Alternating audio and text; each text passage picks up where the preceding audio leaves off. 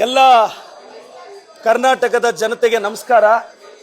ನಿನ್ನೆ central budget ಅಲ್ಲಿ ಬರೀ ರೈಲ್ ಬಿಟ್ಟಿದ್ದಾರೆ. ರೈಲ್ ಅಷ್ಟೇ ಬಿಟ್ಟಿರೋದು. ರೈತರ ಪರವಾಗಿ ಬಜೆಟ್ ಇಲ್ಲ, ಶಿಕ್ಷಣದ ಪರವಾಗಿ ಬಜೆಟ್ ಇಲ್ಲ. ಜಾಸ್ತಿ ಟ್ಯಾಕ್ಸ್ ಕಟ್ಟೋ ಕರ್ನಾಟಕಕ್ಕೆ ಮೋಸ, ಕರ್ನಾಟಕಕ್ಕೆ ಚೊಂಬು ಕೊಟ್ಟಿದ್ದಾರೆ ಬಿಜೆಪಿಯವರು. ನಾಲಾಯಕ್ ಬಿಜೆಪಿ ಸಂಸದರು ಅವ್ರಿಗೆ ಮಾನ ಮರ್ಯಾದೆ ಯೋಗ್ಯತೆ ಏನಾದರೂ ಇದ್ರೆ, ಕರ್ನಾಟಕದ ಜನ ಋಣ ತೀರಿಸಬೇಕು ಅಂತ ಅವ್ರಿಗೆ ಏನಾದರೂ ಅನಿಸಿದ್ರೆ ಸೆಂಟ್ರಲ್ ಗೌರ್ಮೆಂಟ್ನ ಮೋದಿ ಅವ್ರನ್ನ ಅವ್ರು ಪ್ರಶ್ನೆ ಮಾಡಬೇಕು. ಇವತ್ತು ಕೇಂದ್ರದ ಬಜೆಟ್ ಇಂದ ಕರ್ನಾಟಕಕ್ಕೆ ದೊಡ್ಡ ಮಟ್ಟದ ಅನ್ಯಾಯ ಆಗಿದೆ. ಮಾತಾಡಕ್ಕೆ ಯಾವ ನಾಲಾಯಕ್ ಎಂಪಿಗೂ ಯೋಗ್ಯತೆ ಇಲ್ಲ. ಬಿಜೆಪಿಯಿಂದ ಆಯ್ಕೆಯಾಗಿರೋ ಎಲ್ಲ ನಾಲಾಯಕ್ ಎಂಪಿಗಳು ಇದ್ರ ಬಗ್ಗೆ ಉತ್ತರಿಸಬೇಕು ಅನ್ನೋದು ನನ್ನ ವಾದ. ಇವತ್ತು ₹1 ಸೆಂಟ್ರಲ್ ಗೌರ್ಮೆಂಟ್ ಪ್ರಾಫಿಟ್ ಅಲ್ಲಿ 60 ಪೈಸಾ ಬರೀ ಟ್ಯಾಕ್ಸ್ ಇಂದ ಬರುತ್ತೆ. ಅದರಲ್ಲಿ ಇಂಡಿಯಾದಲ್ಲಿ ಸೆಕೆಂಡ್ ಹೈಯೆಸ್ಟ್ ಕಟ್ಟೋದು ನಾವು. ನಮ್ಮ ಸ್ಟೇಟ್ಗೆ ಎಲೆಕ್ಷನ್ ಇದ್ದಿದ್ರೆ ಎರ್ರಾಬಿರಿ ಕೊಡೋರೇನೋ ತಮಿಳ್ನಾಡು ಕೊಟ್ಟಿದ್ದಾರೆ. ಆಂಧ್ರದವರು ಚಂದ್ರಬಾಬು ನಾಯ್ಡು ಎಲ್ಲಿ ಸರ್ಕಾರ ಬೀಳಿಸ್ತಾರೋ ಅನ್ನೋ ಭಯಕ್ಕೆ ಅವರು ಕೊಟ್ಟಿದ್ದಾರೆ. ಎಲೆಕ್ಷನ್ ಇರೋ ಸ್ಟೇಟ್ಗೆ ಬಡ್ಜೆಟ್. ಇದು ಯಾವ ವಿಕಸಿತ ಭಾರತನೋ ನನಗಂತೂ ಅರ್ಥ ಆಗ್ತಿಲ್ಲ. ನರೇಗಾ ವಿಚಾರದಲ್ಲೂ ಮೋಸ ಮಾಡ್ತಿದ್ದಾರೆ, ರಾಜ್ಯಕ್ಕೆ ಅವಮಾನ ಮಾಡ್ತಿದ್ದಾರೆ.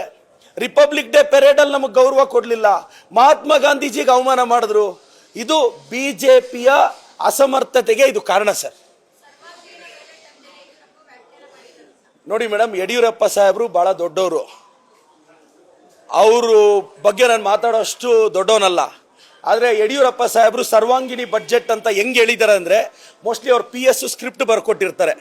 ನಾನು ಯಡಿಯೂರಪ್ಪ ಸಾಹೇಬರು ಬಡ್ಜೆಟ್ ಹೋದ್ಮೇಲೆ ಸರ್ವಾಂಗಿಣಿ ಬಡ್ಜೆಟ್ ಅಂತ ಹೇಳಿದ್ರೆ ಒಳ್ಳೇದು ಅಂತ ಯಡಿಯೂರಪ್ಪ ಸಾಹೇಬರಿಗೆ ವಿನಂತಿಸ್ತೀನಿ.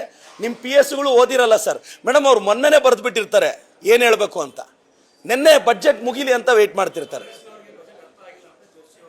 ಯಾರು ಸರ್? ಇಲ್ಲ, ಪ್ರಹ್ಲಾದ್ ಜೋಶಿ ಸಾಹೇಬರು ಬಹಳ ದೊಡ್ಡ ಮಟ್ಟದ ಆರ್ಥಿಕ ತಜ್ಞರು ಅಂತ ಭಾವಿಸಿದ್ದೀನಿ. ಅದಕ್ಕೆ ಅಲ್ವಾ IT ಅವ್ರನ್ನ ED ಅವ್ರನ್ನ ಎಲ್ಲ ಕಳಿಸಿ CJ ರಾಯ್ ಅಂತವ್ರನ್ನ ಅಲ್ವಾ ಈಗ ಜೋಶಿ ಅವ್ರು ಏನಾಗಿದೆ ಮಾತಾಡಕ್ಕೆ? ಪ್ರಹ್ಲಾದ್ ಜೋಶಿ ಸಾಹೇಬರು ನಮ್ಮ ಸೀನಿಯರ್ ಮೋಸ್ಟ್ BJP ಲೀಡರ್ ಅಲ್ಲ. ಹೆಂಗೆ ಸರ್ ನೀವು ಬಜೆಟ್ ಓದಿದ್ರೆ ಬರೀ ರೈಲು, ಬೆಂಗಳೂರಿಂದ ಚೆನ್ನೈಗೆ, ಚೆನ್ನೈಯಿಂದ ಹೈದರಾಬಾದ್ಗೆ ಬರೀ ರೈಲು ಬಿಟ್ರೆ ಮಾತಾಡಿದ್ರೆ ರೈಲು ಅಂತೀರಾ. ರೈಲು ಬಿಡೋದು ಬಿಟ್ಟು ಏನು ಸರ್ ಇದೆ ಬಜೆಟ್ ಅಲ್ಲಿ ಹೇಳಿ ಸರ್? ಕರ್ನಾಟಕಕ್ಕೆ ಏನು ಕೊಟ್ಟಿದ್ದೀರಾ ಮೇಡಮ್? Very simple. ಜೋಶಿ ಸಾಹೇಬ್ರಿಗೆ ನಾನು ಸವಾಲಾಗ್ತೀನಿ, ಕರ್ನಾಟಕಕ್ಕೆ ಏನು ಕೊಟ್ಟಿದ್ದಾರೆ ಅಂಕಿ ಅಂಶಗಳನ್ನ ಪ್ರೆಸ್ ಮೀಟಲ್ಲಿ ಹೇಳಕ್ಕೆ ಹೇಳಿ. ಏನಾದರೂ ಮಾತಾಡಿದ್ರೆ ವಿಕಸಿತ ಭಾರತ್ ಅಂತ ಹೇಳೋದಲ್ಲ, ಕರ್ನಾಟಕಕ್ಕೆ ಅಂಕಿ ಅಂಶಗಳ ಸಮೇತ ಹೇಳಕ್ಕೆ ಹೇಳಿ. ಪ್ರಹ್ಲಾದ್ ಜೋಶಿ ಸಾಹೇಬರು ಸುಮ್ಮನೆ ಸರ್ಕಾರ ಡಿಫೆಂಡ್ ಮಾಡ್ಕೊತಾ ಇದ್ದಾರೆ ಸರ್. ನಿಮಗೆ ಮತ ಕೊಟ್ಟಿದ್ದಾರೆ ಸರ್ ಜನ, ನಿಮ್ಮನ್ನು ಗೆಲ್ಸಿದ್ದಾರೆ ಸರ್ ಜನ. ನೀವು ಯಾಕೆ ಸರ್ ಕರ್ನಾಟಕಕ್ಕೆ ಮೋಸ ಮಾಡ್ತಿದ್ದೀರಾ? ಜೋಶಿ ಸಾಹೇಬ್ರೆ, ಇಷ್ಟು ಅಂಧ ಭಕ್ತಿ ಇರಬಾರ್ದು ಜೋಶಿ ಸರ್. ನೀವು ಓದ್ಕೊಂಡಿದ್ದೀರಾ, ನಿಮ್ಮ ಬಗ್ಗೆ ನನಗೆ ಗೌರವ ಇದೆ.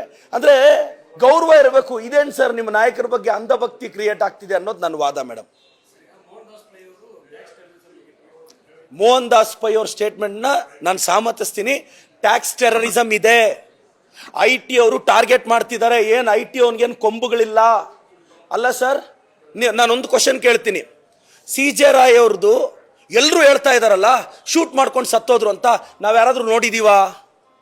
ನಾವು ನೋಡಿಲ್ಲ. ಒಳಗಡೆ ಇದ್ದಿದ್ದಾರು IT ಆಫೀಸರ್ಸು, ಸತ್ತೋಗಿದ್ದಾರು CJ ರಾಯ್. ನಾವು ಯಾವ ರೀತಿ ಕನ್ಕ್ಲೂಷನ್ಗೆ ಬರ್ತಿದ್ದೀವಿ ಶೂಟ್ ಔಟ್ ಮಾಡ್ಕೊಂಡು ಸತ್ತೋದ್ರು ಅಂತ? ಮೇಡಮ್, ನಾನು ಹೇಳ್ತಾ ಇರೋದು ಆ ಡೌಟ್ ನನಗಿದೆ. ಕೊಲೆನೋ ಒಂದು ಮೇಡಮ್, ಈಗ ಯಾರಾದರೂ ಒಂದು ಒಳಗಡೆ ಮರ್ಡರ್ ಆದರೆ ಈಸಿಯಾಗಿ ಒಪ್ಕೊಂಡ್ಬಿಡ್ತಾರ, ಅವರೇ ಸೂಸೈಡ್ ಮಾಡ್ಕೊಂಡ್ರು ಅಂದರೆ. ಯಾಕೆ IT ಅವ್ರಿಗೇನು ಭಯ ಬೀಳೋದು? ಇವತ್ತು SITನ ಏನು IT ಅವ್ರಿಗೇನು ಕೊಂಬಿಲ್ಲ, IT ಅವ್ರಿಗೆ ED ಅವ್ರಿಗೆ ಏನು ಕೊಂಬಿಲ್ಲ.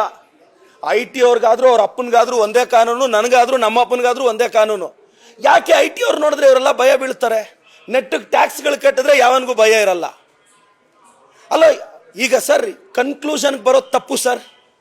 ಈಗ ಶೂಟ್ ಔಟ್ ಮಾಡಿದರೆ IT ಆಫೀಸರ್ಸ್ ಏನು ಕೇರಳಗೆ ಹೊಲ್ಟೋದ್ರಂತೆ, ಈಗ ಇನ್ವೆಸ್ಟಿಗೇಷನ್ ಮಾಡ್ತಿದ್ದಾರೆ.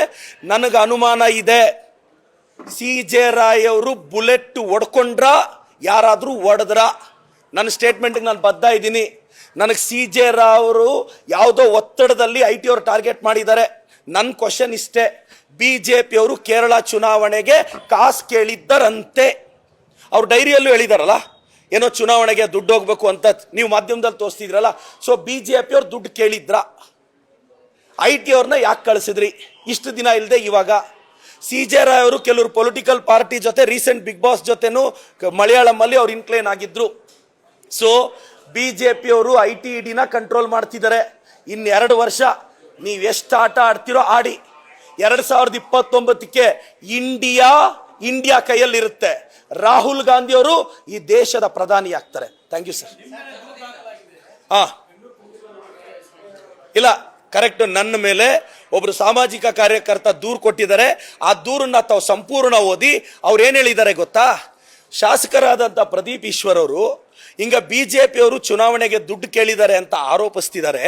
ಸೊ ಈ ಹೇಳಿಕೆಯನ್ನ ಆಧರಿಸಿ ತನಿಖೆ ಮಾಡಿ ಇಂಥದ್ದು ನಿಜವೇ ಆಗಿದ್ದರೆ IT ವಿರುದ್ಧ ಅಂದ್ರೆ ಇನ್ಕಮ್ ಟ್ಯಾಕ್ಸ್ ವಿರುದ್ಧ ಕೇಸ್ ದಾಖಲಿಸಿ, BJP ಆ ಸಂಘಟನೆ ವಿರುದ್ಧ ಕೂಡ ಕೇಸ್ ದಾಖಲಿಸಿ ಈ ಹೇಳಿಕೆ ಅವ್ರು ಯಾವ ತರ ಹೇಳಿದ್ರು ಅಂತ ನಾನು ರಾಜ್ಯದ ಜನತೆಗೆ ಹೇಳ್ತೀನಿ. ನಾನೊಬ್ಬ ಟೀಚರ್, ನಾನೊಬ್ಬ MLA, ಅದಕ್ಕಿಂತ ಮುಂಚೆ ನಾನೊಬ್ಬ ಜರ್ನಲಿಸ್ಟ್. ನನಗೂ ಸೋರ್ಸಸ್ ಇದೆ. ಈಗ ನಿಮ್ಗೆ ಹೆಂಗೆ ಇನ್ಫಾರ್ಮೇಶನ್ ಸೋರ್ಸಸ್ ಬರುತ್ತೆ? Always information gathered from sources. ನನಗೆ ಮಾಧ್ಯಮದ ಸ್ನೇಹಿತರು, ಕೆಲವರು ಆಂಗ್ಲ ಚಾನಲ್ ರಿಪೋರ್ಟರ್ಸು, ಕೆಲವರು ಅವ್ರಿಗೆ ಗೊತ್ತಿರೋರ ಪ್ರಕಾರ ನನ್ನ ಸೋರ್ಸಸ್ ಕಲೆಕ್ಟ್ ಮಾಡಿದ್ರೆ ಏನೋ BJP ಅವ್ರು ಫಂಡಿಂಗ್ ಕೇಳಿದಾರಂತೆ. ನಾನು ಸೋರ್ಸಸ್ ಇಂದಾನೇ ಇನ್ಫಾರ್ಮೇಶನ್ ಹೇಳಿದ್ದು. I am A journalist. ನಾನು ಸೋರ್ಸಸ್ ಇಂದ ಹೇಳಿದ್ದೀನಿ. ಅವ್ರು ಸಾಮಾಜಿಕ ಕಾರ್ಯಕರ್ತರು ಕೊಟ್ಟಿರೋ ಕಂಪ್ಲೇಂಟ್ ಬಗ್ಗೆ ನನಗೆ ಗೌರವ ಇದೆ. ಎಸ್, ಆ ನಿಟ್ಟಿನಲ್ಲಿ ತನಿಖೆ ಆಗಬೇಕು. ನಾನು ರೆಡಿ. BJP ಅವರೇ CJ ರಾಯ್ ಅವ್ರನ್ನ ಕೊಂದಿರೋದು IT ಬಿಟ್ಟು ಅನ್ನೋದು ನನ್ನ ಅಭಿಪ್ರಾಯ. ಸರ್, ನಾನು ರಾಜಕಾರಣಕ್ಕೆ ಬಂದಾಗಲೇ ಈ ಕೇಸ್ಗಳಿಗೆ ಡಿಫಾಮೇಷನ್ಗಳಿಗೆ ಎದುರ್ದವನಲ್ಲ. ಅದು ಯಾವುದು ನನಗೆ ಪಾಪ BJP ಸ್ನೇಹಿತರು ಆಲ್ರೆಡಿ 7-8 ಡಿಫಾಮೇಷನ್ ಹಾಕಿದ್ದಾರೆ, ಮಾನನಷ್ಟ ಮೊಕದ್ದಮೆ. ನನಗೆ ಬೇಜಾರು ಏನು ಗೊತ್ತಾ ಸರ್? ಅವರು ಮಾನನಷ್ಟ ಮೊಕದ್ದಮೆ ಹಾಕಿದ್ರು ಅಂತ ಬೇಜಾರಲ್ಲ, ಮಾನ ಇಲ್ಲದೆ ಇರೋರು ಆಗ್ತಾ ಇದ್ದಾರೆ ಅನ್ನೋದೇ ಬೇಜಾರು. Thank you sir. ಕ್ಷಣ ಕ್ಷಣದ ಸುದ್ದಿಗಳಿಗಾಗಿ ಫ್ರೀಡಂ ಟಿವಿ ಸಬ್ಸ್ಕ್ರೈಬ್ ಮಾಡಿ, ಲೈಕ್ ಮಾಡಿ ಹಾಗೂ ಫಾಲೋ ಮಾಡಿ. ಹೊಸ ಸುದ್ದಿಗಳ ನೋಟಿಫಿಕೇಶನ್ಗಾಗಿ ಬೆಲ್ ಐಕಾನ್ ಮೇಲೆ ಕ್ಲಿಕ್ ಮಾಡಿ.